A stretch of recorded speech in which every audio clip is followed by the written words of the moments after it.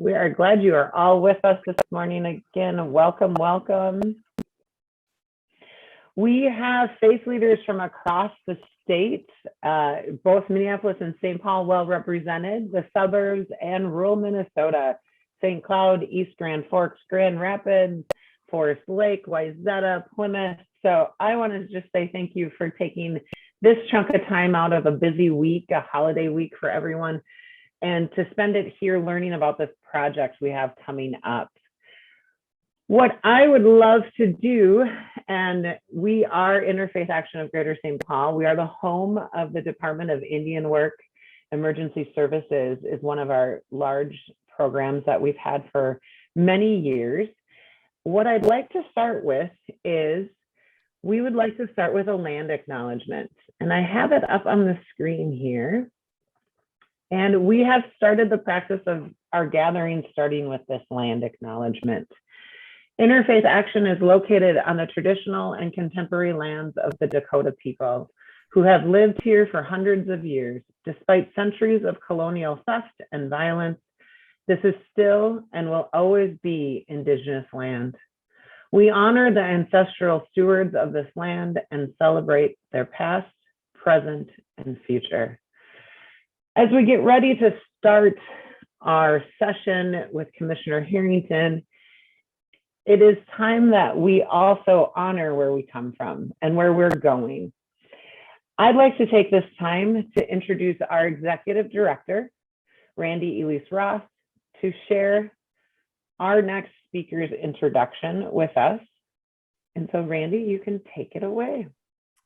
Thank you so much. Welcome, everyone. I apologize in advance for the dog in my house who may interrupt us. It's great to see you.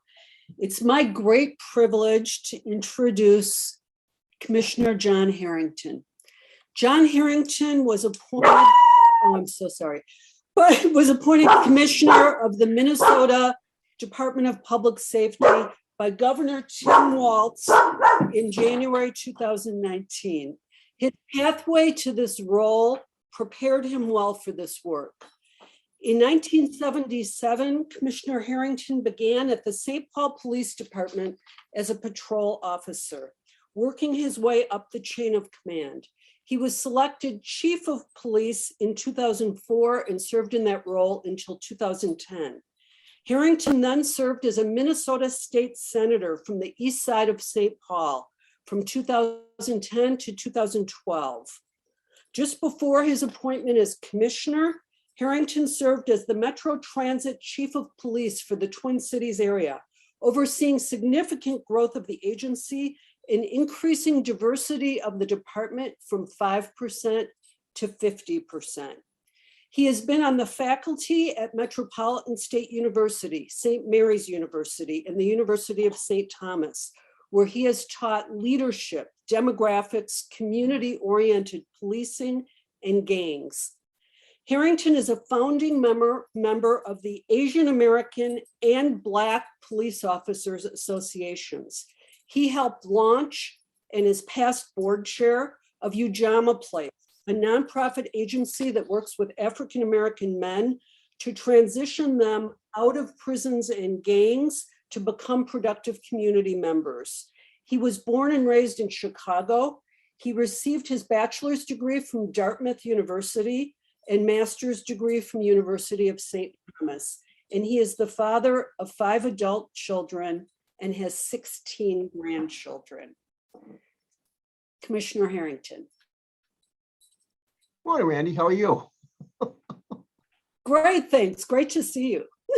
See you. So, and that's way too long, but I appreciate what comes to mind whenever I hear that bio is, God, he can't hold a job. Really, he's all over the map. I mean, really. But thanks very much. I appreciate the opportunity to be with you today. I appreciate this as we get ready for Thanksgiving. Also, just as I'm thinking about why this conversation is so important. It strikes me that, and we literally just got off a call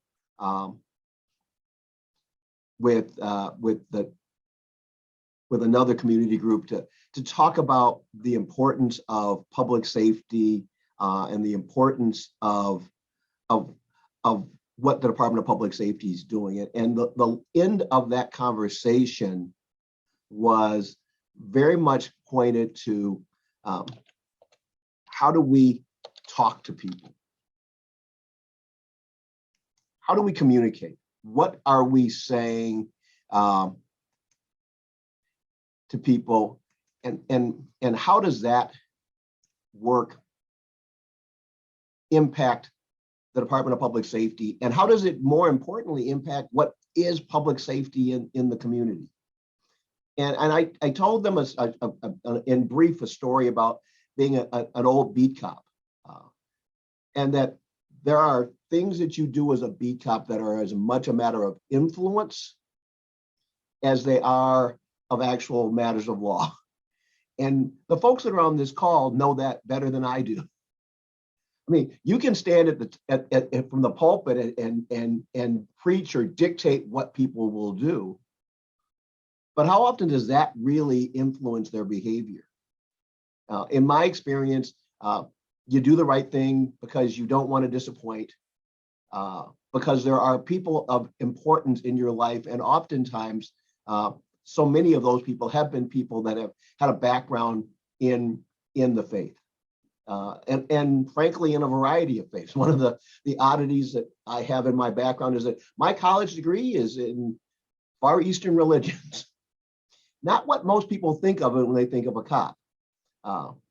But that background really has colored every experience that I've had from that point on. So this conversation that I'm hoping that we will have with faith communities is really important to me personally, and really important to the Department of Public Safety, because it is building relationships. And I'm building on a rock of relationships with Randy and Sarah and several others that are on this call, that started out, frankly, with COVID.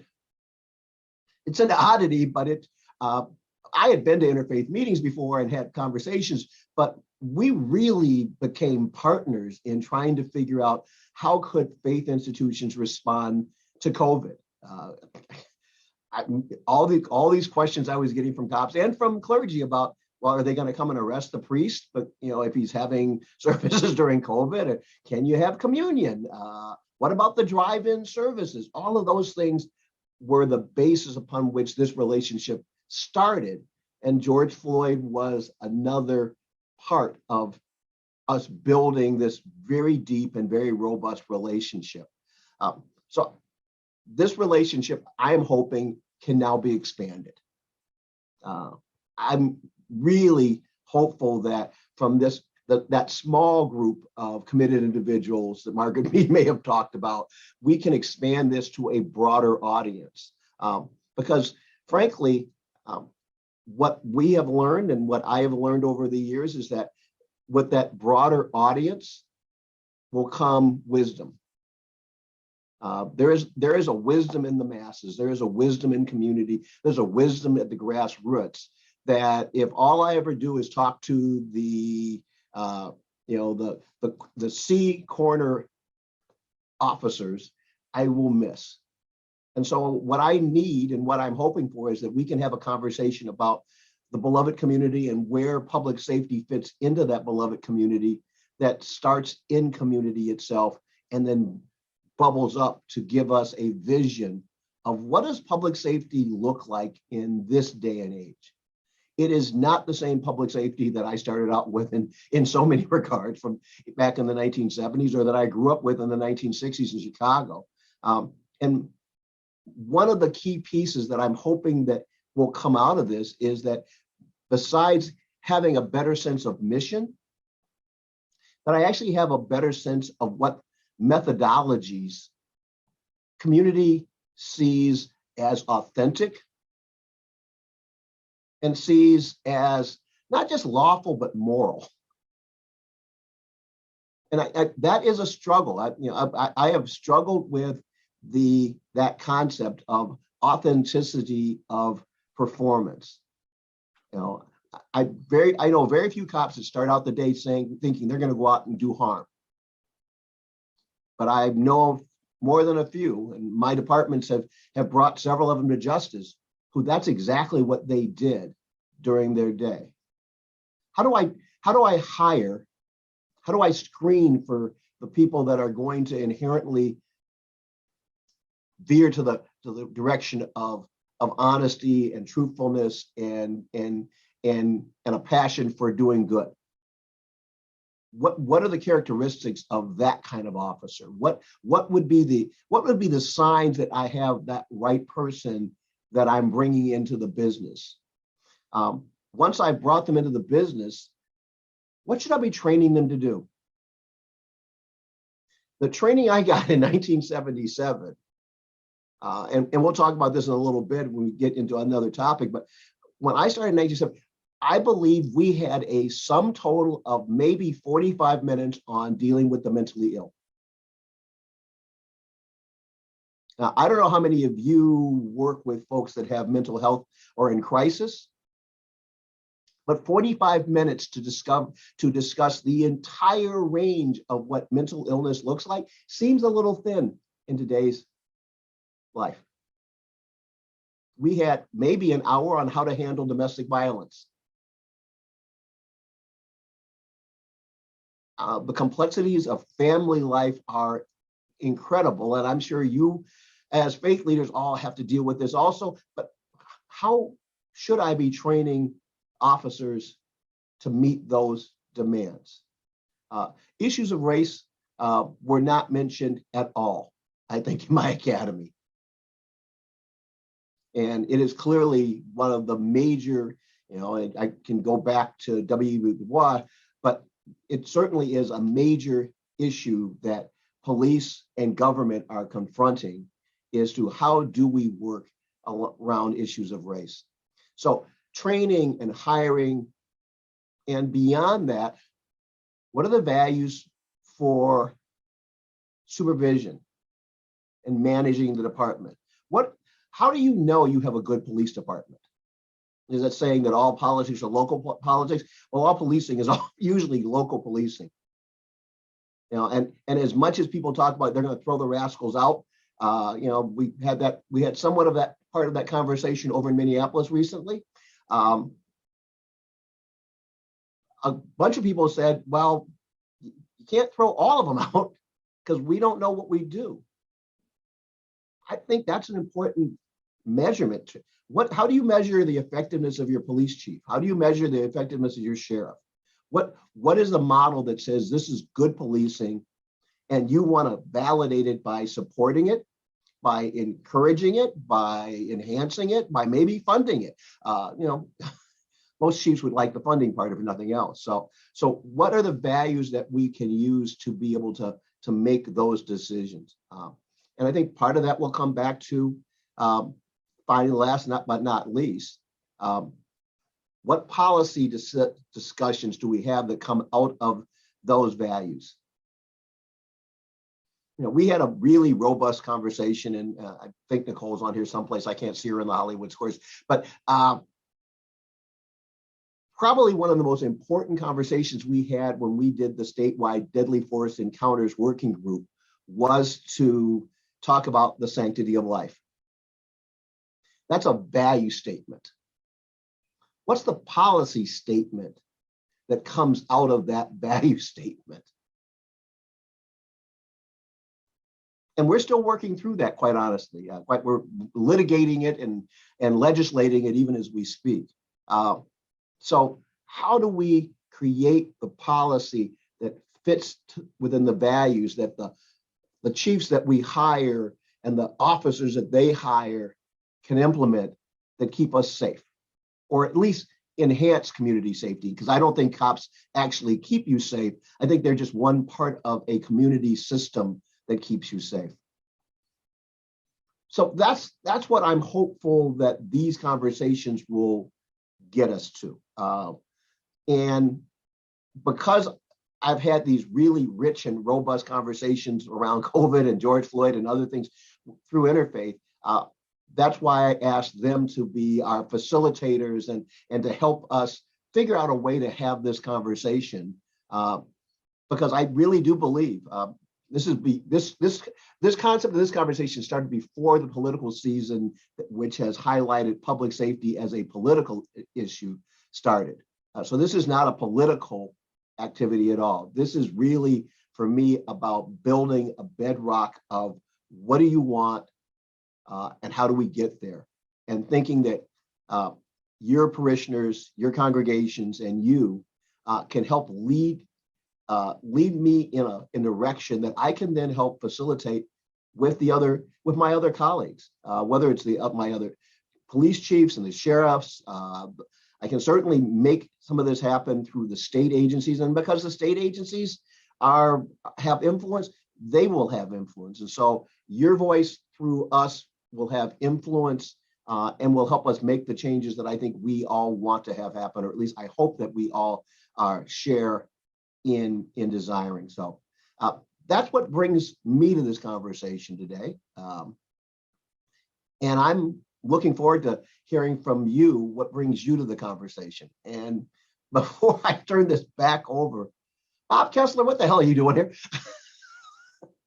Aren't you supposed to be in spinning class right now? You're muted, Bob. So Bob and I were colleagues during the Randy Kelly administration. He was in charge of licensing, and I was the police chief, and we sat through a lot of meetings together. And I think you and I may have, in fact, joined the department director support group on occasion also. I think we did. We were also classmates at Hamline University in the doctoral program. We have something in common. Neither one of us finished our dissertations. We're classmates in spinning classes periodically, and body pump classes periodically at the local Y, which is how I know him. And so seeing him on this list was like, wait a minute, he's in the wrong meeting. So sorry for that sidebar, but Sarah or Randy, I turn it back over to you. So. Thank you so much, commissioners. And we're so happy and feel so privileged to be a partner to you in shaping this conversation. And so we've been talking about this for many months. And speaking of Hamline University, to design curriculum for faith communities, this team has engaged Professor Earl Schwartz, who I will introduce to you now, and then he will explain some of the principles behind the curriculum. Professor Schwartz recently retired from the Hamline University religion faculty. He's the author of numerous. Randy, you got muted for a second. Sorry. What, did you hear the first part of the intro? Just start over. All right. Professor Earl Schwartz was recently retired from the Hamline University religion faculty. He's the author of numerous books and articles on Jewish education, literature, and history. His most recent book is The Ark of the Covenant, Jewish Educational Success on the Upper Mississippi, a study of Jewish communal education in St. Paul. Professor Schwartz built and for many years taught in the social justice major at Hamline. He's a deeply interested student of the civil rights movement and has engaged civil rights leaders to teach with him in the Twin Cities many times, much to our enrichment. He and Commissioner Harrington taught together in a program focused on the Reverend Dr. Martin Luther King's letter from the Birmingham jail. Professor Schwartz designs the curriculum for interfaith text study in Interfaith Action's Opportunity St. Paul program, and he frequently teaches there building the habits of mind of deep thinking about how to bring faith to life. Professor Schwartz.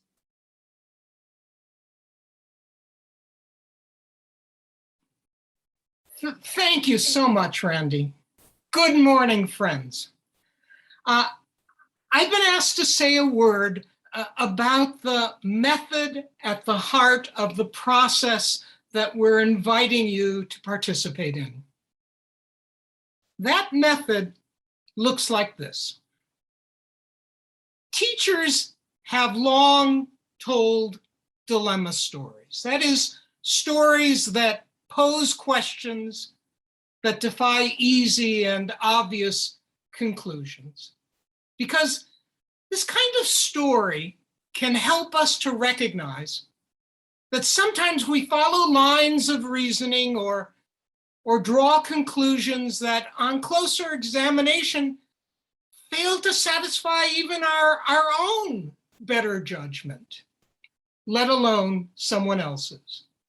Reasoning that on closer examination appears to rest perhaps on clashing values that we might choose to affirm, and thus the need to reconsider, now, what do we really mean when we use big words like justice or rights?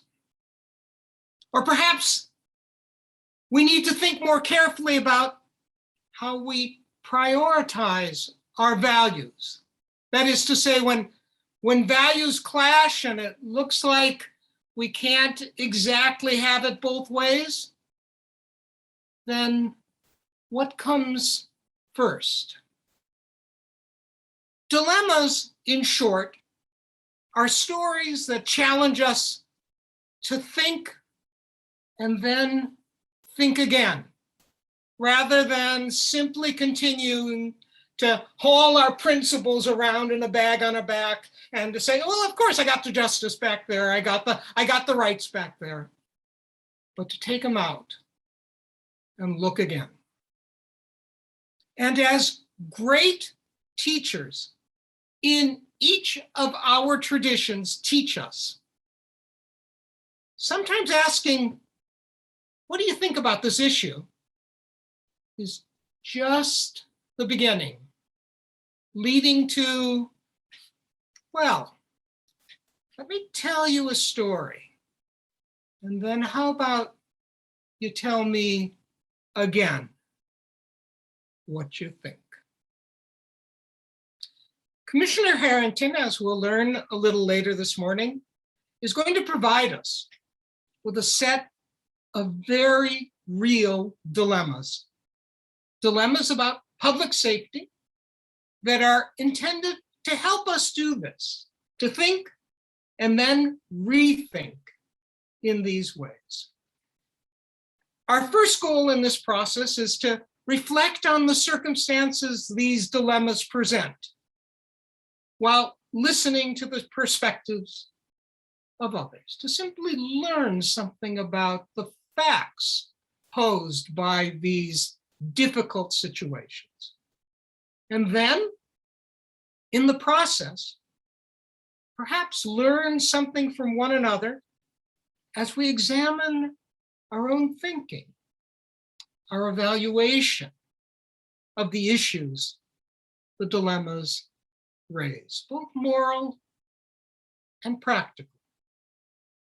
Our second goal is, as a result of this process, to then offer our best judgment about these dilemmas to Commissioner Harrington. Our best judgment that by this point will be informed by our experience, in conversation with one another, and in light of our respective sacred traditions. And regarding this last point, discussion guides and collections of relevant sources for each of our religious traditions are being prepared, and we'll say a bit more about that a little later this morning. I'd like to very briefly outline the major steps along the way that we'd like to pursue, and then Randy will tell you a little bit more about these steps. Our route to those two goals that I mentioned a moment ago, to sharpen our thinking about the real dilemmas involved in public safety today, and then offer that thinking to Commissioner Harrington, works like this. You're about to hear the first of the dilemmas that Commissioner Harrington has prepared. We're going to ask that that dilemma then be presented in your congregations, followed by an initial discussion.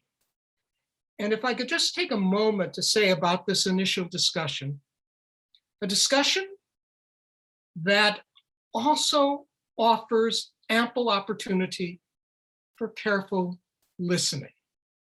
And in this regard, I would say, discussions that include opportunities for participants to reconsider their initial approach to the dilemma, a way of talking about these things that won't compel people to back up into a position with which they started, but in fact encourage people to think and rethink again because it's safe to do so. A discussion that leaders can encourage participants to do by helping them to view the issues posed by the dilemma from the viewpoint, first of all, of each of the persons mentioned in the story, along then with the perspectives of other participants in their discussion group, and yet other perspectives that the leader or participants may raise, along with what if variations of the dilemma. That is to say, sometimes it not only helps us to listen when we find ourselves in a listening setting that encourages us to look around the range of possible viewpoints, but then to ask ourselves, what if this story were slightly different? What if person X in the story were my cousin? Or what if it were person Y? In short, we're looking for conversation that is equally a blend of expression and careful listening. After this initial presentation of the dilemma in your congregations, we would ask that it be discussed again in light of sources drawn from your congregation's religious tradition, either at a subsequent gathering or at least after a break, so that participants have an opportunity to continue reflecting it at least a bit and talking with one another about the dilemma prior to grappling with authoritative texts. After that re-examination of the dilemma, in light of the congregation's sacred tradition, we would ask that congregants assist in composing an initial report to Commissioner Harrington's office, indicating points of consensus on issues raised by the dilemma in the course of the discussions. And then we hope to repeat the steps I've just described several times in light of several different dilemmas Commissioner Harrington has prepared. Finally, leading to a composite report from the congregation to Commissioner Harrington's office. And with that brief outline, I would turn things back to Randy for a little more detail. Thank you so much, Earl. And let me stand back and say that this design, which I'm going to show you in a visual way that really simplifies it in just a minute. This design grew out of discussions with Commissioner Harrington about how can he, as the state's leader, build this beloved community model of what the community really wants in public safety. And he told us that there are seven central dilemmas that police officers face, that if he knew what to do in those, he could start rebuilding. And if we could find a way to facilitate deep conversations rooted deeply in real values, that would be the way to move forward. So that's where the design came from. And now I'm going to walk you through exactly what it would ask of you as a house of worship if you were to participate in this process. Sarah, could you please load the PowerPoint? Super quick, super easy. Next screen, please. This is our vision: opportunity grows and poverty recedes when people of faith invest themselves in effective action, exactly what we're doing today. Next slide, please. So how does this work? The commissioner will give us the dilemmas, and each dilemma, or maybe pair, will be the subject of a cycle. And let me say that even though the commissioner has identified 7, maybe he'll choose 3 to 5 of those 7 as the subject of our study. Next. So what is a cycle? The treatment of a dilemma or pair of dilemmas. There's 3 steps in a cycle: a leadership meeting, congregational study and discussion, and reporting the results to the learning team. And we'll do a cycle about once every other month. So that is a cycle. Let's dive down a little deeper. Next. So step 1 is the leadership meeting. It's a meeting like this, with all of you as leaders from your congregations on a Zoom with the commissioner about once every other month for the duration of this project. The commissioner will explain the dilemma to you. We'll videotape it in case you want the video later. And the commissioner and you will discuss the dilemma on Zoom. And there's 3 steps in the discussion: talk it through, then study text from a faith tradition, and then talk it through again. See if your answers are different after you study text. Step 2, you replicate that in your congregations. You bring it back to whatever group seems right to you in your congregation. It could be a sermon with your whole membership. It could be education hour. It could be young adult youth group, whatever it is that you think is appropriate in your world. You can explain the dilemma yourself, or if you'd rather have the commissioner's voice, we'll send you a short clip of the video of the commissioner explaining the dilemma. And we're going to do a little fast forward run through of this in a few minutes so you can see what it feels like. But with your congregation, it's the same 3 steps in the discussion. You talk it through, then you study text from your faith tradition, and then you talk it through again. And then step 3, you're going to report your results, what your congregation had to say, through your learning coordinator to our learning team. We're going to have a learning team backing up this work to help us generate a report at the end about what happened. Sarah, next slide, please. So how many cycles will there be and how many meetings will I have to go to? When Commissioner Harrington finishes preparing the scenarios, we'll know for sure, but likely 3 to 5 of those cycles. And at the end, we'd like to pull everyone together for one last session to report back to you everything we learned in this project. So let's just say there's 3 cycles. If there's 3 cycles, you'll all meet with the commissioner as a leadership group 3 times. You'll have the one report back session at the end, and you'll meet with your congregations and get their feedback 3 times. So just so you can start getting your mind around the magnitude of the commitment. And again, roughly every other month. Next slide, please. What is asked of my congregation if I'm going to say yes to this? Each congregation needs to staff 3 roles. There has to be a clergy or other recognized leader, a respected leader in your congregation who will highlight and give voice to how this work fits with the congregation's faith and values. The second role is a facilitator, someone to organize the conversations and lead them and make sure there's a discussion and then text study and then discussion.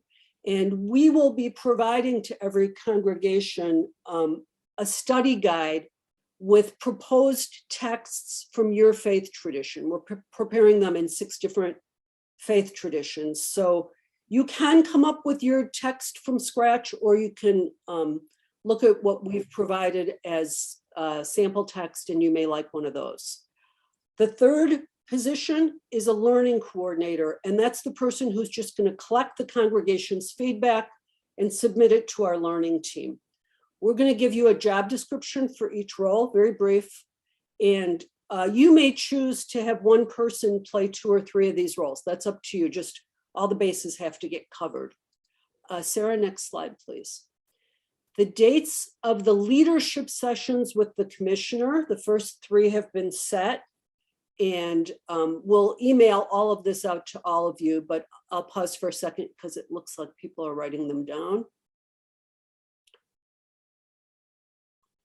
Remember, we'll send this PowerPoint out to the group as well. So no need to, try and get all this information down. We'll send it out to you too. Right. And Phil, if you could put the dates in the chat, that might help people if you have a moment. Thanks, Sarah. Next slide. And so if I'm interested, how do I sign up? There's going to be a sign up form, and Sarah will send out the form soon. So that's it on logistics. And now we will have time for question and answer at the end, but maybe we could take a few minutes just in case there's any questions on logistics. We've got time, Randy. Okay, and then what we're going to do is, and then this is really the fun part, so I want to get to it really soon. We're going to do a fast forward run through of what a working session will feel like. The commissioner is going to queue up one of the 7 dilemmas.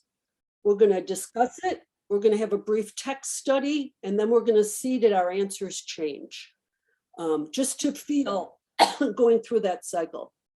So I'm going to pause for a minute, and I can't see all the hands, but if there feel free to either use the chat box. You can use raise their hand feature that will pop you up to the front of my screen. But feel free to use the chat box to throw a question in there if you have any right now about logistics. I think everyone's excited to get to the commissioner and the first dilemma.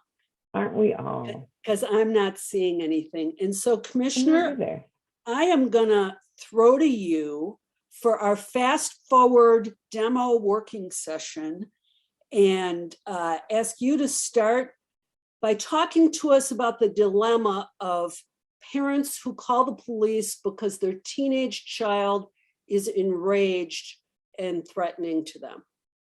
Okay, I'm going to try and share a screen. There's a part of me that is. I have to make you a co-host. Bob mentioned this. I am part professor in this regard, so I'm trying to. Let's see if I can get this to do what I want it to do.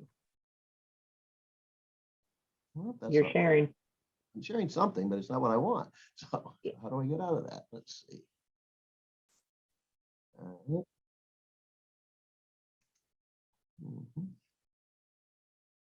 No, that's not it. So how do I back out of that?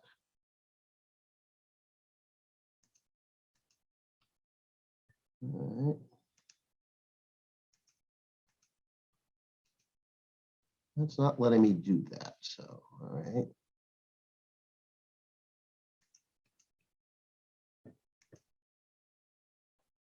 All right, can you click me back out of this because it's not working? That's not it. Okay, there we go. That's not it. Do you want me to stop your sharing, Commissioner? Yeah, that would be great because it's not letting me do that. Okay. I stopped it. All right. So I'm going to start. Do you want to email it to me and I can share it? I can do that. I don't know, but we'll see if that works. Okay.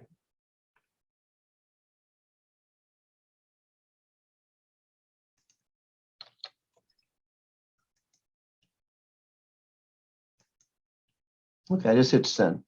So I'm going to start talking about it in the interest of time, and just sort of walk through that. And if you get it and it doesn't bounce back because it's too damn big, so part of what I want, and I started to have this conversation a little bit with when we were doing my introduction. When I came on the police department in 1977, there was about 45 minutes on police response to mental health calls. Primarily what it was about was what to do after someone had successfully committed suicide. That was really the bulk of that.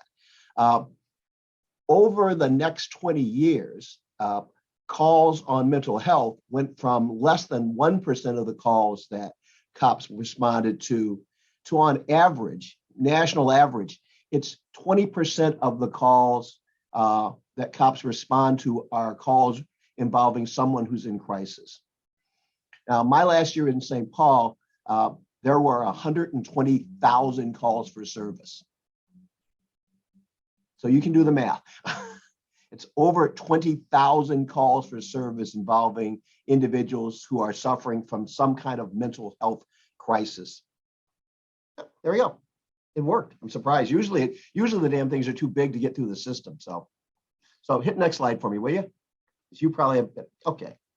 So in talking to partners like NAMI and others, Barbara Schneider Foundation and others, we have learned a lot about mental health and the crisis within the community.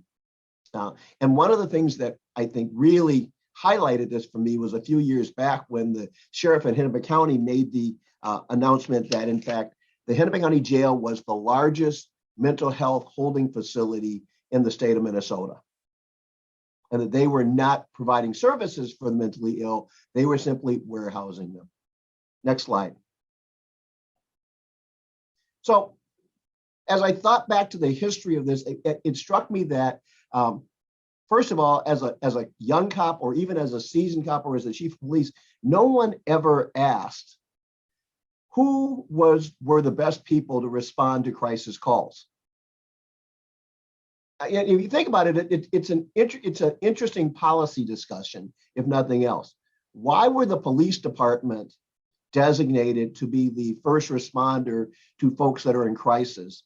Why not other parts of the system? Now, and I want you to think about what other parts of the system could, in fact, be as responsive. There are many folks that tell me, well, it's because the cops are out there 24/7. Firefighters are available 24/7. EMS, fire paramedics are out there 24/7. So what is it about police that we became the default for when someone calls 911 and says their child is in crisis, that generates a police call? Because if you think about it, if EMS is the response, you don't have officer-involved shootings at OIS calls, or you don't have officer-involved shootings at mental health calls because EMS is not armed. If fire goes to these calls, what's the result if you have a different part of the government apparatus responding to the call? And then as we get to it, I'll say that there is a kind of yet a new model yet again. So next slide. So when we began looking at the whole issue of how to reduce deadly force encounters, and that was a project that the Attorney General Keith Ellison and I took on, one of the aha moments that we had from the DFE studies was that, and this is the national standard, but it does fit according to NAMI and folks locally, that 50% of the officer-involved killings are someone that is in mental health crisis. This is a San Francisco slide, but nationally, whether you look at the National Sheriff's Association, you look at local police chiefs, or you look at the state of Minnesota, that number, if you could reduce that number, you would reduce deadly force encounters between police and community by half or around half. And to me, that's a value in and of itself, because these OIS cases, these deadly force encounter cases, are part and parcel of what has eroded the trust between police and community. So whatever we could do to reduce those seems like that would have value, but it's not as simple as that. Next slide. There are a variety of different models that are out there and options. CIT and co-responder models are the two in Minnesota that are the most frequently talked about, but the oldest model in Minnesota is the mobile crisis team, and most counties have one.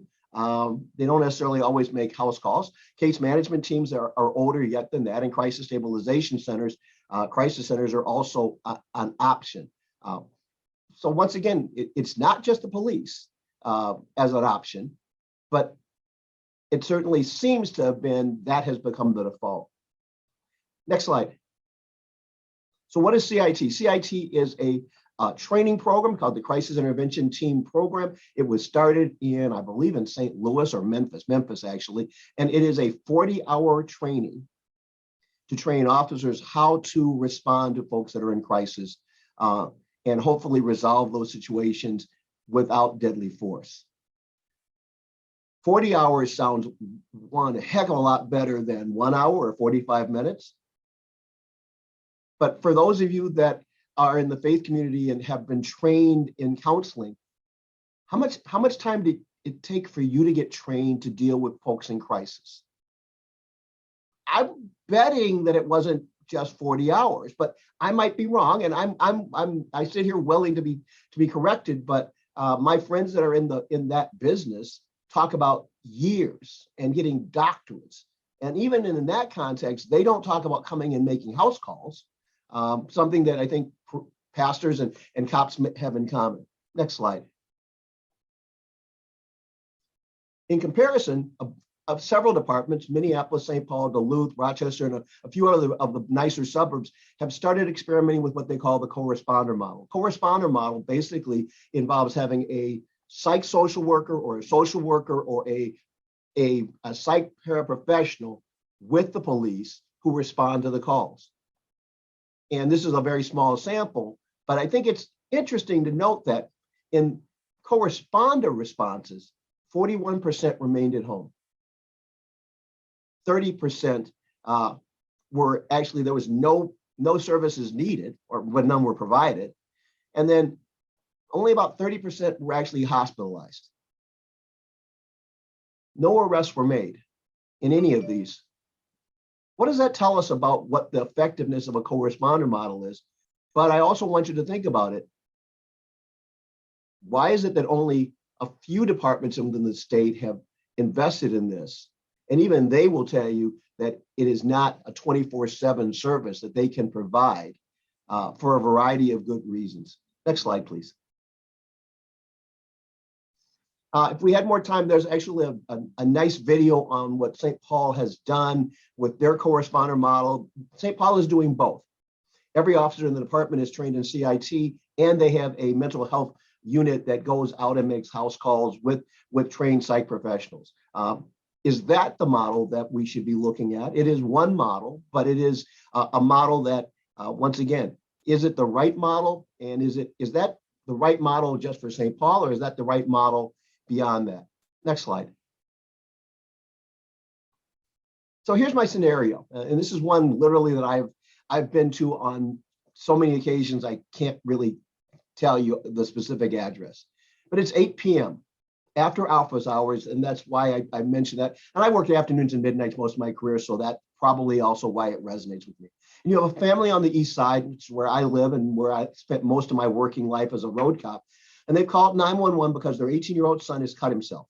And by cutting himself, I mean really, literally, it's not just he's cut himself on a dish. He's hacking at his arm. He's trying to deal with his pain in some way, shape, or form. He's begun knocking over lamps. He's broken some dishes, and he's making suicidal statements. The parents, because there are small children, minor children in the house with them, have put the other children in their rooms, and they're trying to basically control the young man in the kitchen. They've called 911 to ask for assistance because he's trying to leave the house. They've told the telecommunicator, which is what TC stands for, that he has stopped taking his medication. He's bipolar, and he appears to be hallucinating. And my question for you is, well, why are the parents calling 911? And who should they call? Is there a right person for them to call? What should the parents and should the community want done? And how has the community prepared itself for being responsive? When should that response take place? And where should it be taking place? Last slide. Having several, family and friends and been to a lot of calls on folks that have mental health, this line from the Bible resonated with me as a description of folks who are in crisis. The waters closed over me to take my life. The deep surrounded me. Weeds were wrapped around my head, the roots of the mountain. I went down to the land whose bars closed upon me forever. That's despair, is what that speaks to me in that particular biblical quote. And now I turn it back to you to help me think through the who, what, where, why, and how questions that are there.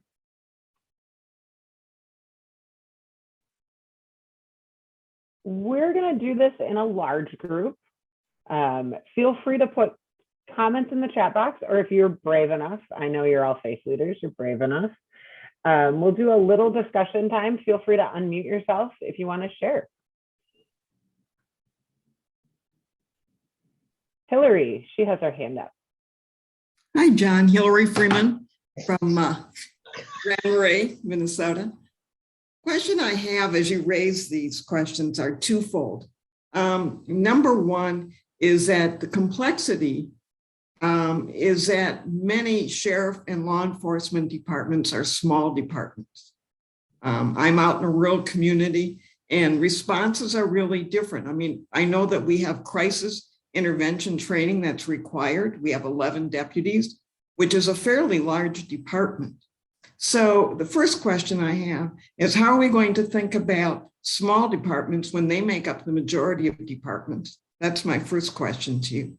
And the second question I would have is, how helpful would it be for people to begin to understand police culture? Because that gives another lens into the entire process. So those are just a couple questions to reflect on. Thank you.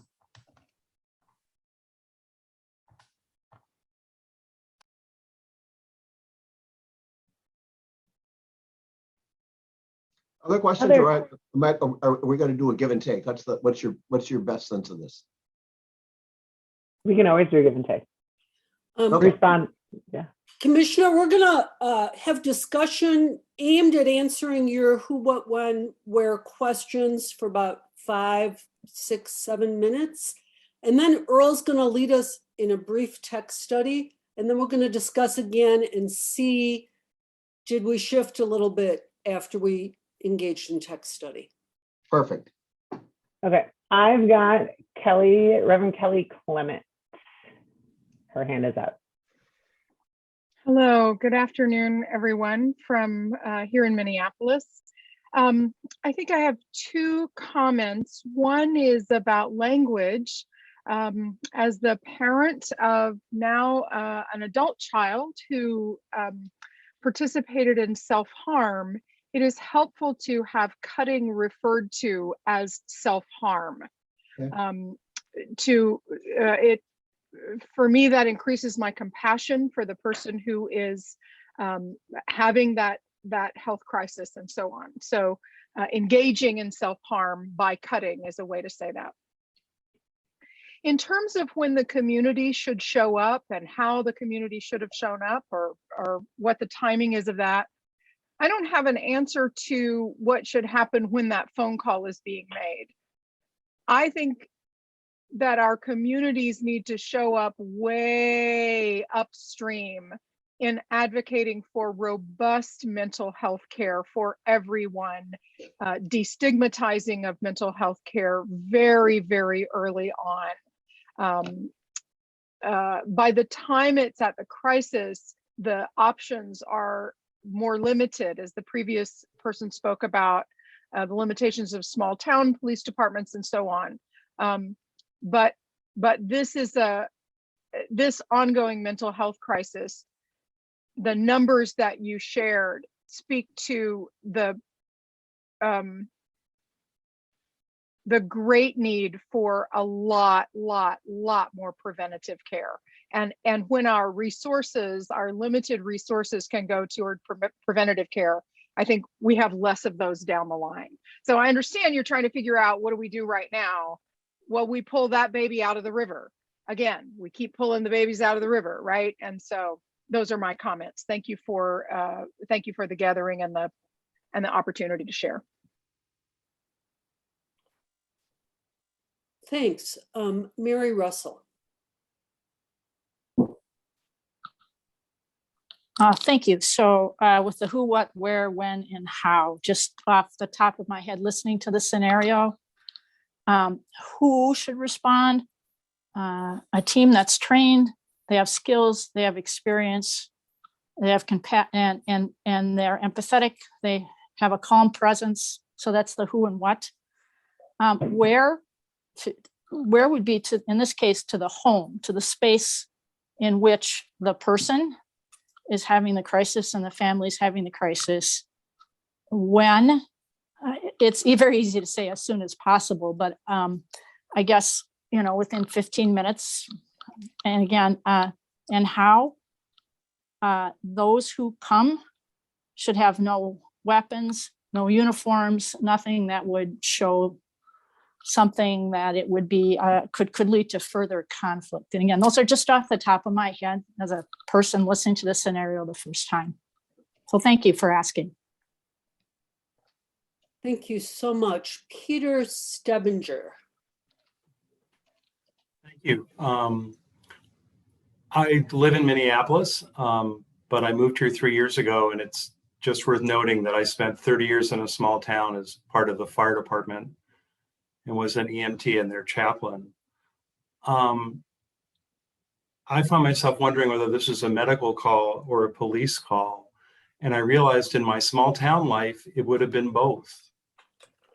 That both the fire department and the EMTs and law enforcement would have all responded together and sort of sorted out who's the best person depending on other details that we don't know yet. I think where is the home, when I agree with what was said, like quickly, and how is calming and seeing it as a mental health crisis first, and trying to sort out how to best provide help for this person who's in crisis. Thank you.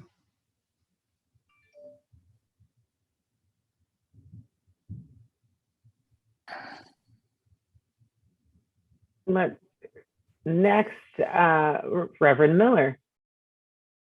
You got your hand up. Oh, thank you,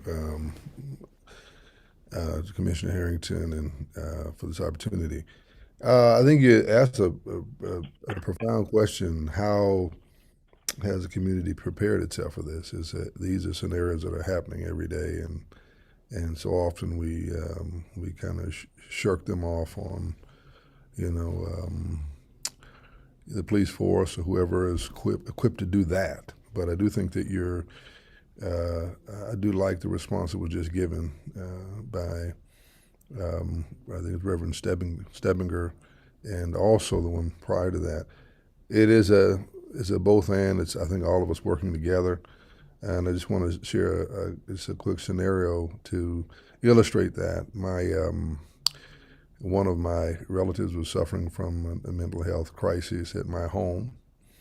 And it was obvious that we couldn't let her just leave. And we called, and the police came, and the mental health professionals came. And it was a win-win situation as they worked together. It was almost magical. It was a blessing. The family was working with we were all kind of engaging her and loving her. And then at points you had to be stern to say, hey, this has to go this way. And so I think, and at that point, the police presence was absolutely necessary.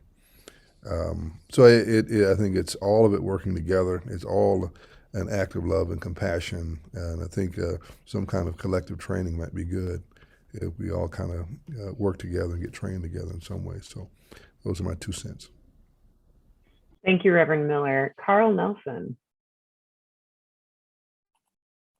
And Carl, right before you go, we're going to go with Carl and then maybe one more, and then we're going to go read a text with Professor Schwartz, and then we'll quick kind of circle back again.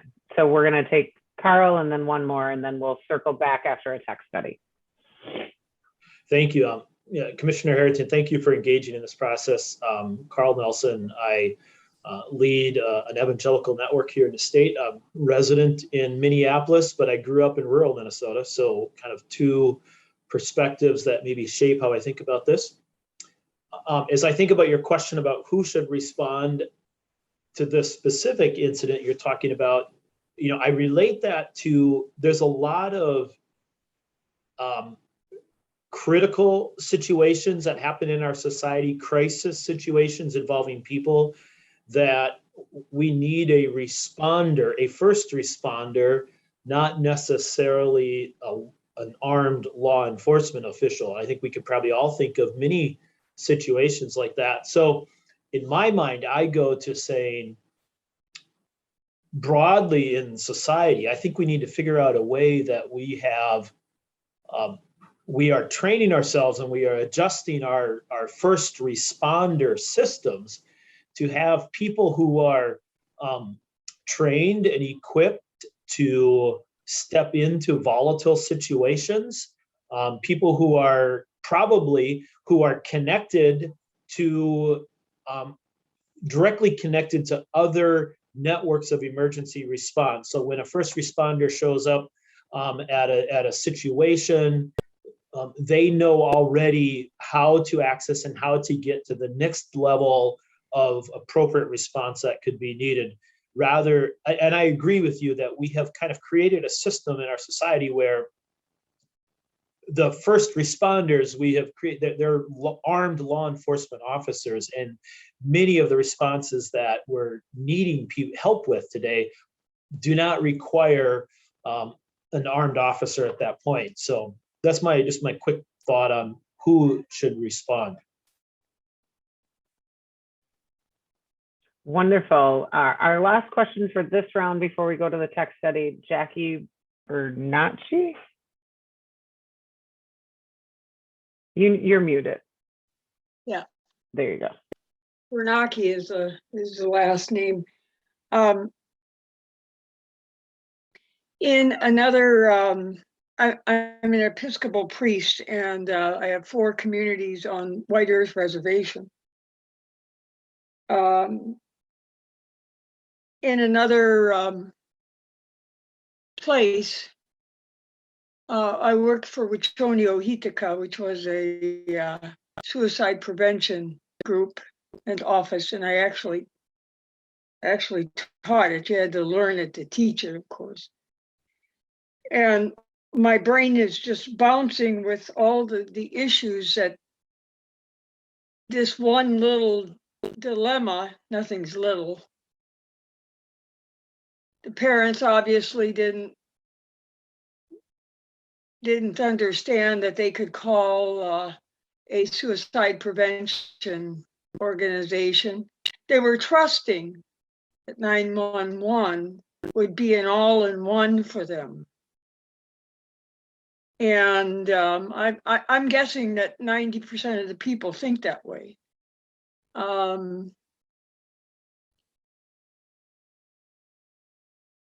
It's sorting out, for me, it would be sorting out all the issues here. The parents are afraid for the children.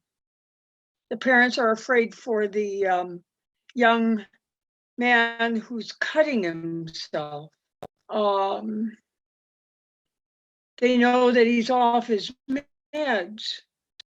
I would wonder if he's on something else, if he's self-medicating with something. And could they be in danger? Of course they could. It probably isn't usual with a cutter, but they have a weapon. So I see that nothing is simple here.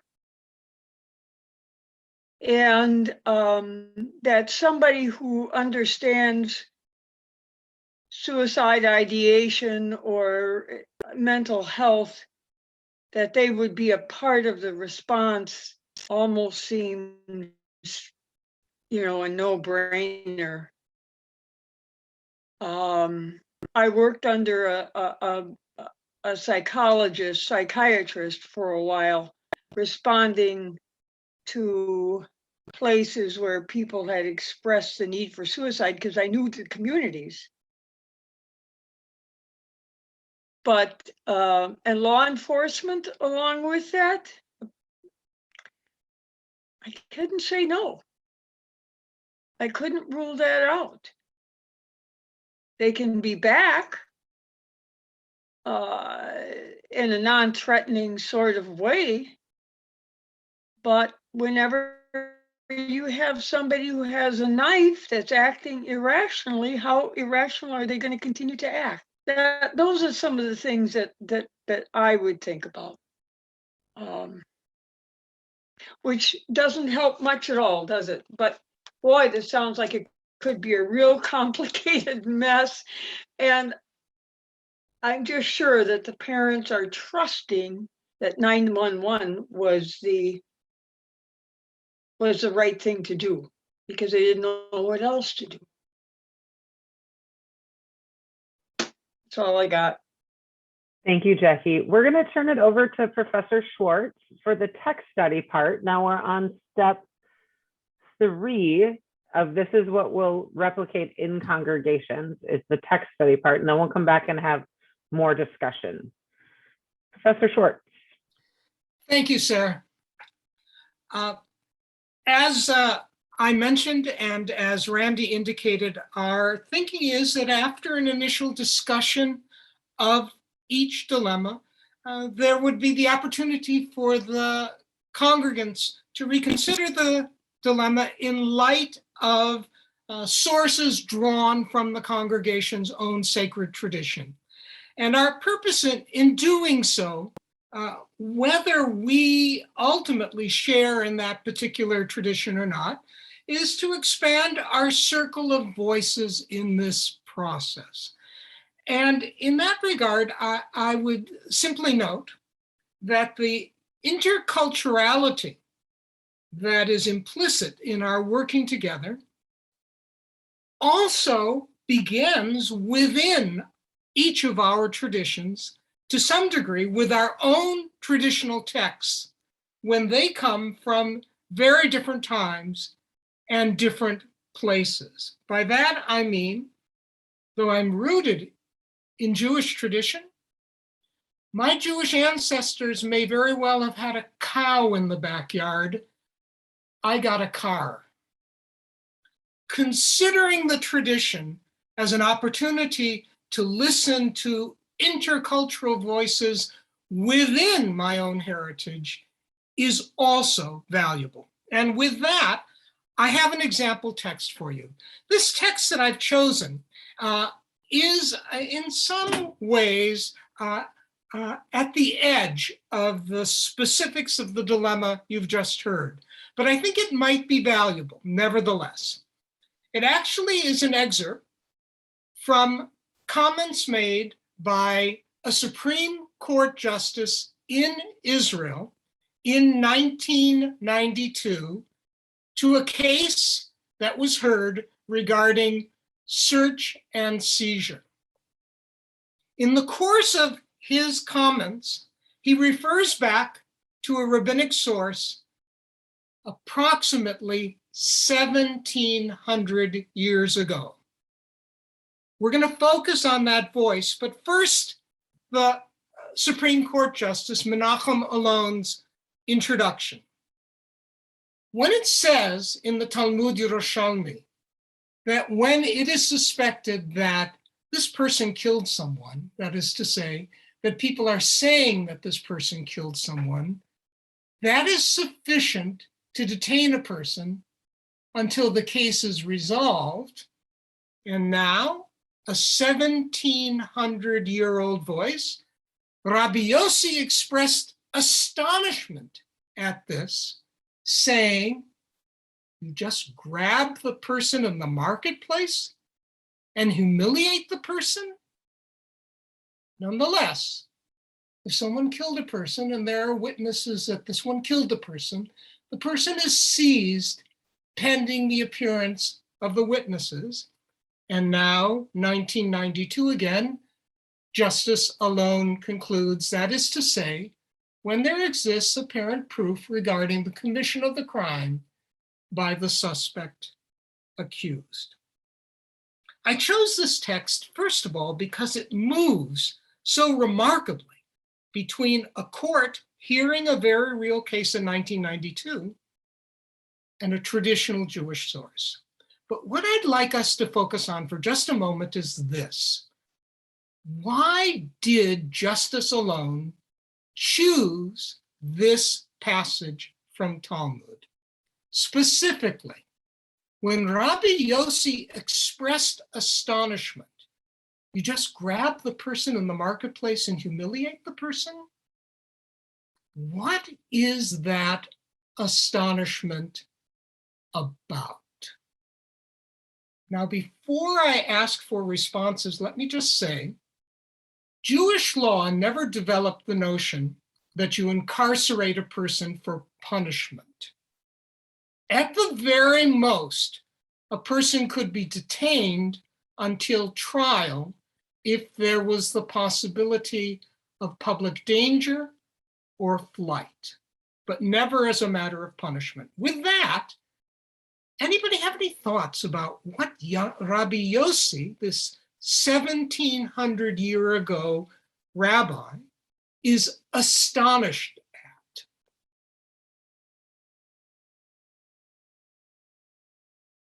Where does the astonishment come from?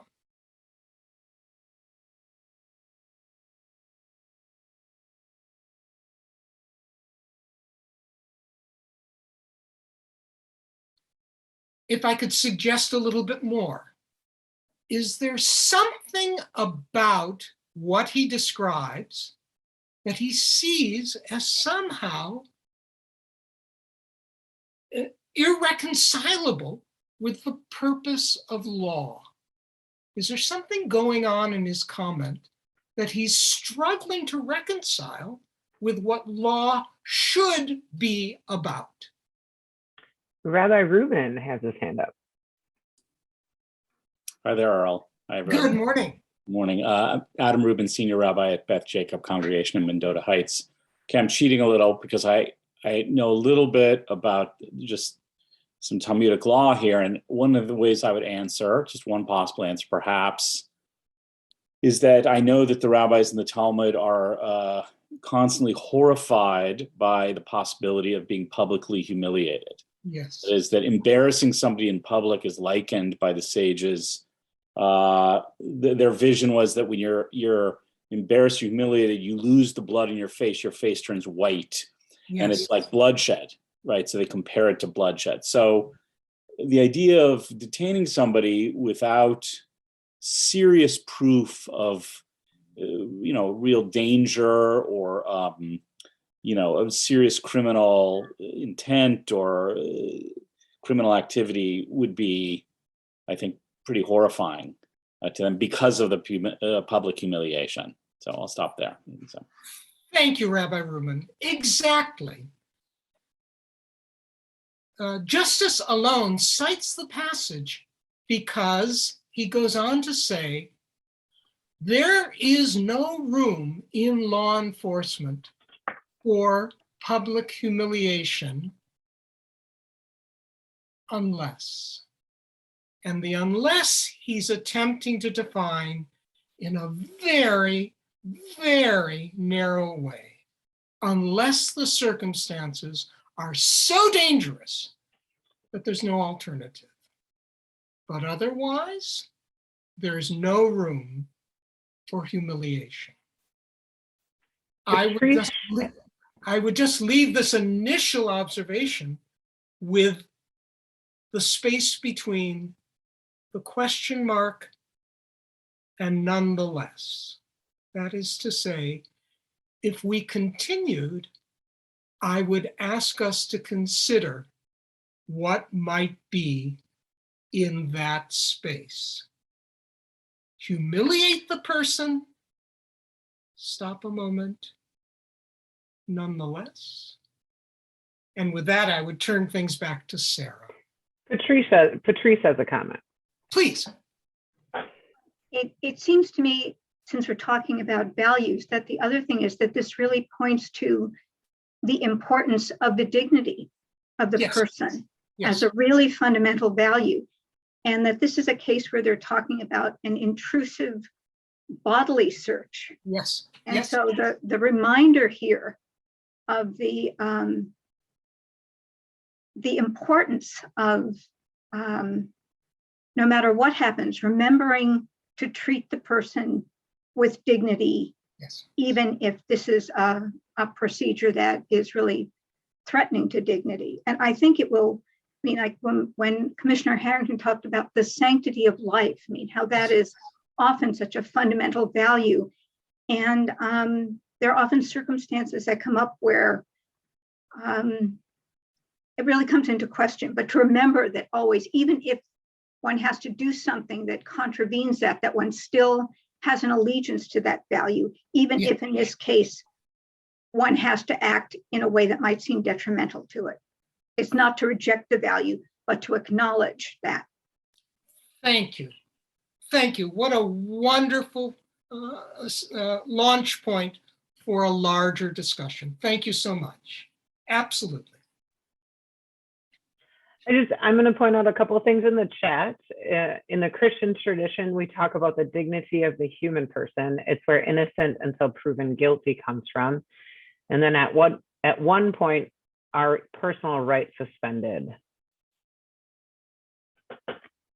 And then Commissioner Harrington writes, Peel's second principle to recognize always that the power of the police to fulfill their functions and duties is dependent on the public approval of their existence, actions, and behavior, and on their ability to secure and maintain public respect. Wonderful, wonderful, wonderful. So with the text study piece wrapping up a little bit, I will now pose this question back to the larger group. In light of our conversation here, what should we do in response to that 911 call? To Commissioner Harrington's questions of who, what, how, why. Let's take 5 minutes, because I am watching the clock. I want to give enough time for any questions about the project. So now, in light of that conversation we just had, this is step 4 of looking back at the dilemma. Feel free again to raise your hand, unmute yourself, throw it in the chat.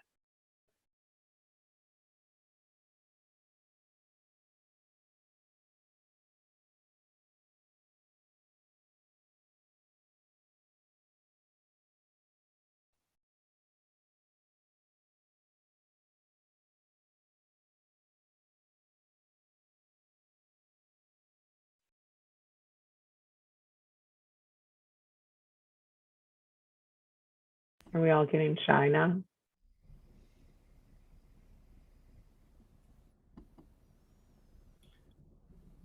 So I'm just going to make one comment while people are thinking this over. And then we got one hand raised. Okay, it's really hard to know what to do. And it's a privilege that the commissioner is saying to us, and I know the commissioner will stop me if I'm wrong, he thinks it's really hard too. And he's offering to us the chance, rooted in values and text, to say, here's what we think, we'd like you to consider it. He's offering that to the faith community. And so this kind of bringing faith to life, looking at what values we hold most deeply and bringing them to bear on the most pressing problems of the day, it's daunting, but it's what we're asking the commissioner to do every day, and he's asking us to help him. So I'll stop there because happily we have hands up. Mary Russell, her hand was up first. Sorry, I don't mean to be a conversation hog, but with the context of the text, etc., I think it just deepens my thoughts on the who, what, where, when, and how about one of the values to keep in line or in mind is the respect and to respect a person's dignity, to not create a humiliating situation. I think that's probably an underlying tone in many cases, and that does not mean we're not dealing with the situation. And it is very complicated. Ultimately, an underlying principle that seeing all participants through the eyes of being humans, like they're human beings. So seeing the humanity versus this is a problem to be solved. It's a situation to be dealt with, but it's not a problem to be solved. There's not a textbook answer. Mm-hmm. Thank you. Thank you, Mary. Your comments resonated. Great comments in the chat. Reverend Miller. Thank you, Dr. Schwartz. You got deep on us. So I think that's why there's folks who are trying to think it through. I think we'll have some answers to the text in an hour or so as we process what you said. But I think what you said was absolutely awesome. And this is a process of operating from the standpoint of a text is in different texts.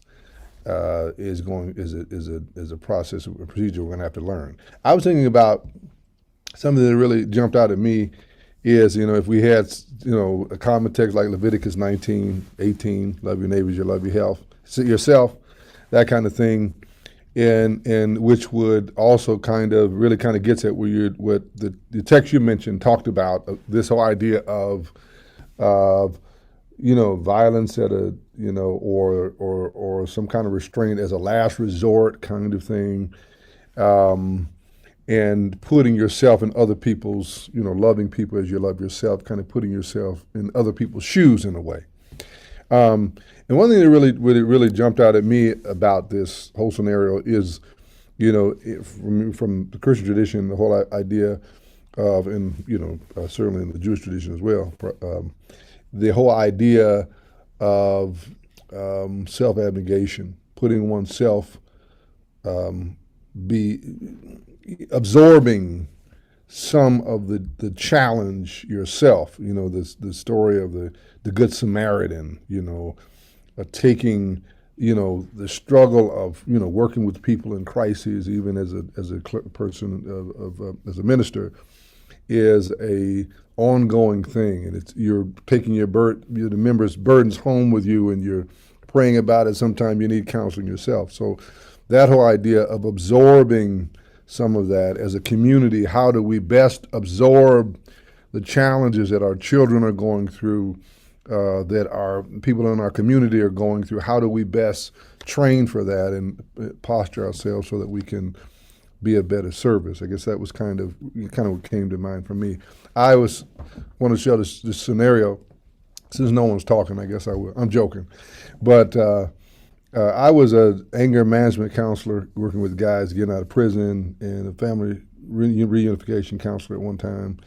And, I kind of talked to them about having realistic expectations about, hey, when you get out, things may be a little different than what you think. And I went from there being a teacher in a pretty tough school setting on purpose, because I wanted to see if I can stop some of the kids from kind of going down that road. And I just got to thinking about how, we need to really encourage our members to have, really think about how they use their time and how they apply themselves in our preaching and teaching to address the problems of society. So I don't know. I'm rambling, but those are my 2 cents, maybe 5 cents. At least 10 cents. There you Reverend Miller. Thank you, Reverend Miller. We'll go one more comment, and then we want to give enough time for questions. Hillary, wrap us up. Well, okay. I think about this from a small town perspective, because that's where I am. And as I listen to the text, the question really is relational and respect. In Grand Marais, many of our officers and the community knows each other. And so when you get a call, it's not an abstract person. It's a person that you may encounter in a variety of settings. And so the question, as you look at the text about the question of how do you respect a person, and how do you deal with a person that you wouldn't take out of the marketplace? is a very real question when the community is small and the services are so limited. I mean, we don't have anywhere to take anyone who's dealing with that. So it becomes a very relational question about how do you have safety both for the family, the officer, and the individual? How do you have respect for people that you are going to encounter? It's very different than if you're in St. Paul or Minneapolis, where that person may or may not be known to you, than it is in a small town. And so the issue of respect and using those texts as a vehicle for respect becomes really important. Thank you. Thank you, Hillary. That's just a very quick example of a dilemma, talking about it, looking at text and talking about it again. I'm going to toss it to Randy. We want to hear any questions you have about the project. Commissioner Harrington can answer them. Randy and I can answer them. So it's an open Q&A time. Thank you, Sarah. We'd love to have every one of you, and we're hopeful for even more, with us in these conversations, having these conversations in your own faith communities. We're open for Q&A now on anything, on the dilemma, on the logistics, on the sign up. How does it work? And then when we run out of questions, I'm going to throw to Commissioner Harrington to wrap for us. And then every one of you will get a set of materials after this that includes sign up forms and the PowerPoint you saw, and materials I think you might want to look at as you're making a decision whether to bring your congregation in. I understand there's first questions from Rabbi Spilker. Rabbi Spilker asked, could you restate how this input will affect change in community policies? It was in the chat. Thank you very much, Rabbi Spilker. I'm going to throw that to Commissioner Harrington. Commissioner, suppose you end up with a report at the end saying these faith communities considered these questions deeply. Here are the considerations they'd like you to raise to the top as you're crafting a response. How might that affect actual policy in our communities? Well, Rabbi Spilker, if I didn't get it right, Rabbi Spilker, chat me. Rabbi and Randy and others, there's three levels that I see this these responses coming back to play it. Number one, I am the public safety advisor to the governor, and so the governor's public safety policies, in many cases, come from the problems that I pose to him. I mean, he has his own sources, but I'm able, as one of the cabinet, to push problems that may or may not have raised themselves to the governor's level to his attention. And so that is one place. I love the fact that we started out with a conversation about how would this work in small departments, because I think that is a really crucial component to this. So the governor is one level. The Department of Public Safety has a legislative set of agendas, and we have not been actively involved in some of these issues. Some of these issues, deadly force encounters was a big issue for us. This is a new issue for us. And so having your words and your input will help frame the Department of Public Safety's legislative agenda. And then the last piece is more informal, less legislative and formal. But I have conversations. I spend every chiefs of police conference, every fire chiefs conference, every sheriff's conference, MP. I have a chance. I have a bully pulpit to be able to stand up in front of literally hundreds and hundreds of public safety officials and say, this is what I am seeing and this is what I am hearing. And I think you should think about acting on this. And then because we also have the prerequisite of grants that we sometimes offer, we can make things, we can incentivize the behaviors that we want to see. So you're helping me frame what should I say on the bully pulpit and what should I incentivize to change public policy. So I really think this is a vehicle for getting things done. And I will tell you, the DFE is a good example of that. For those who are not familiar of it, we went statewide to talk to people about what would people like to see. The Police Accountability Act came directly out of that. Body cams came out of that. So policy and funding both came out of community conversations. And this is a broader set of agenda items, but I think it has the same chance of having an impact. Thank you very much, Commissioner. Rabbi Spilker, any follow-up? Thank you so much. No, that was very helpful. Great. Commissioner, our next question, now they're coming in so fast, it's scrolling past me. The next question, can you have the initial presentation of the dilemma, the first conversation, the text study, and the second conversation all in one session, or does it take two? We've been discussing this all week, and the answer is it can all happen in one, and we just did it all together in one, too fast, but in a real setting, I think, yes, you can do it all in one. Any discussion on that?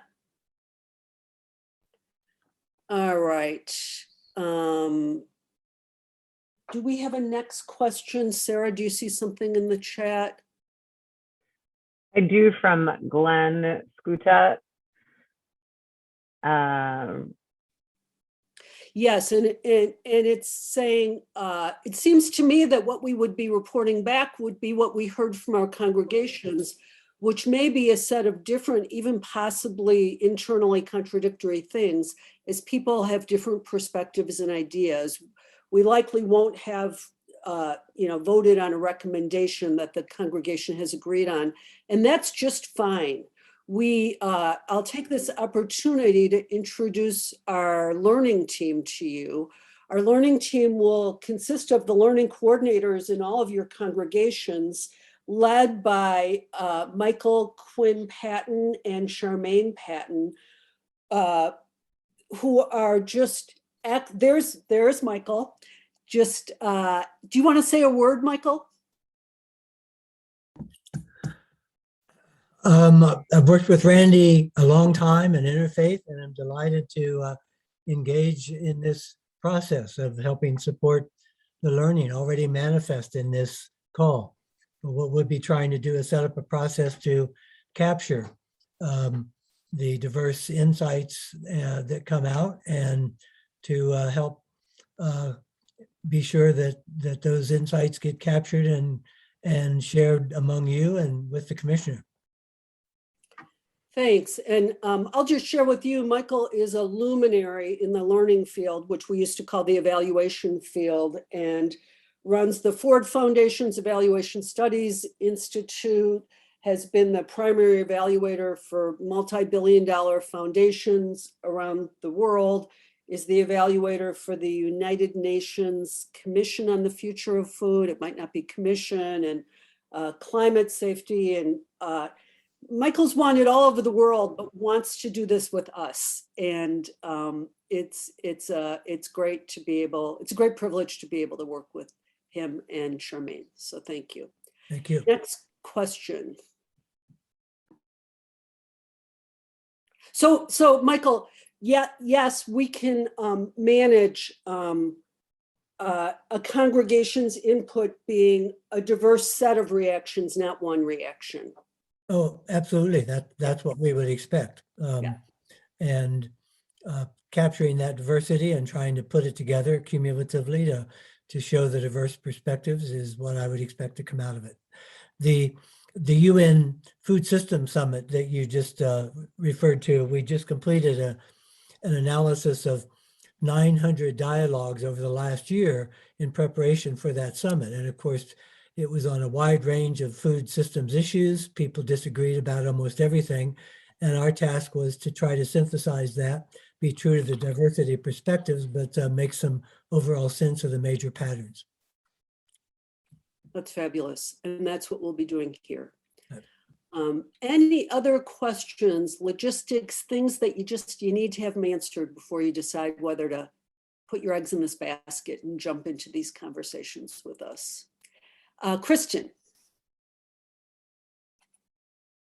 Yeah, I just have a question of clarification around defining the scope of the responses, because as I'm listening to this and thinking about it in my own mind, you kind of widen the lens and then you think, okay, we're dealing with this scenario at the point of a crisis. And after looking at all those charts and how many mental health crisis calls there are, you start thinking about, okay, how do we prevent that? I mean, I guess I'm asking, are we dealing just with the response at this point, or do you want, as people think about this, other ideas that come into a broader scope of, how it could be prevented from having that many calls, or, what did the police need in the middle of all this and things like that?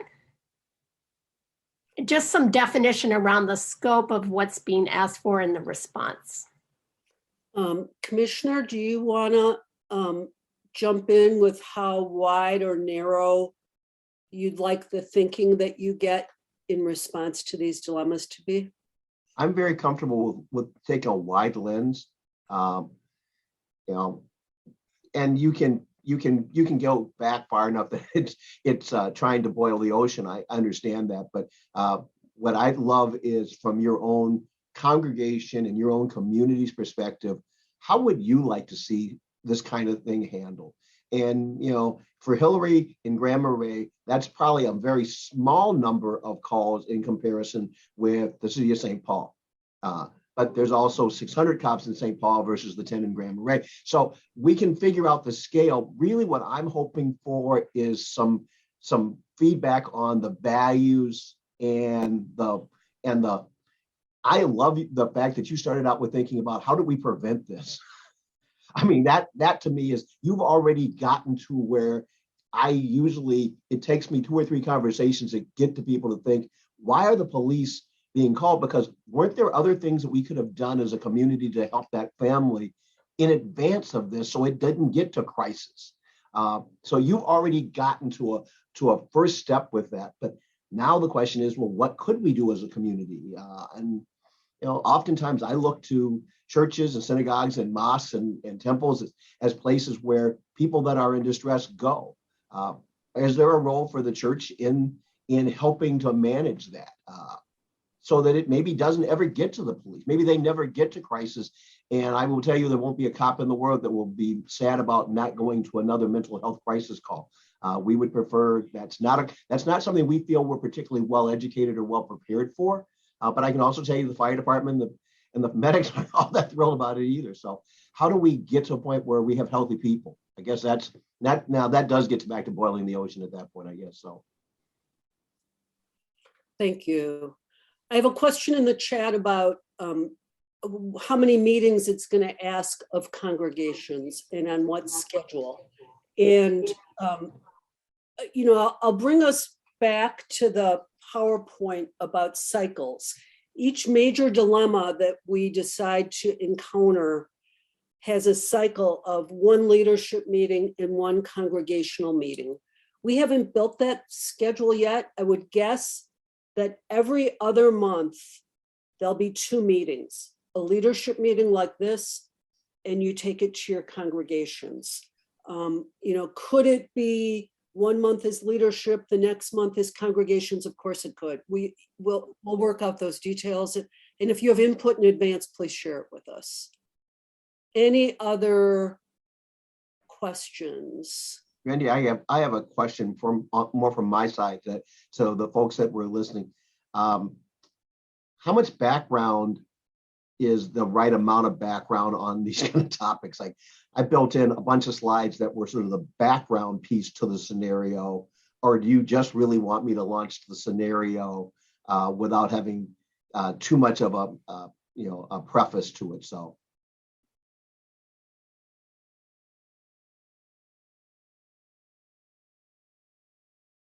Thoughts? I appreciated the background personally. Thanks, Reverend Miller. I agree. Background, I think, not long. I think it was the right amount to give people get the brain sort of without leading the witness or participants down a certain road. So thank you. Lawyer?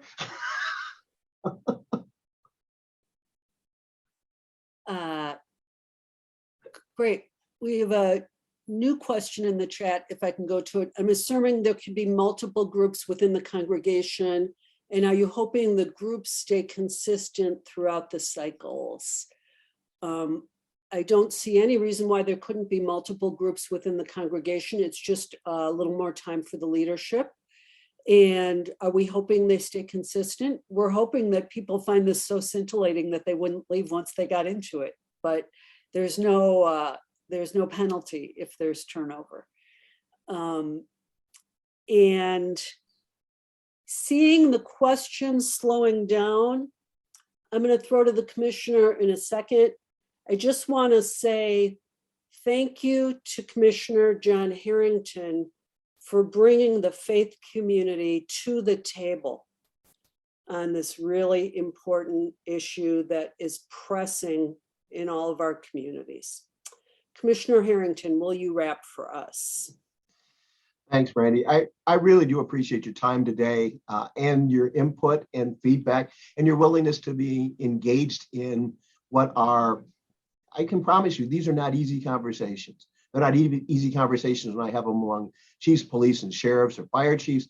And I'm certain they won't be easy conversations for you either. But I think they're important conversations. I really don't think we have built policing and public safety somewhat on an ad hoc basis. I don't really think there was a grand master plan after Peel as to how we were doing this or what we were doing and how we want this done. And I just think it's time for us to have that conversation to say, what it is it that we really want?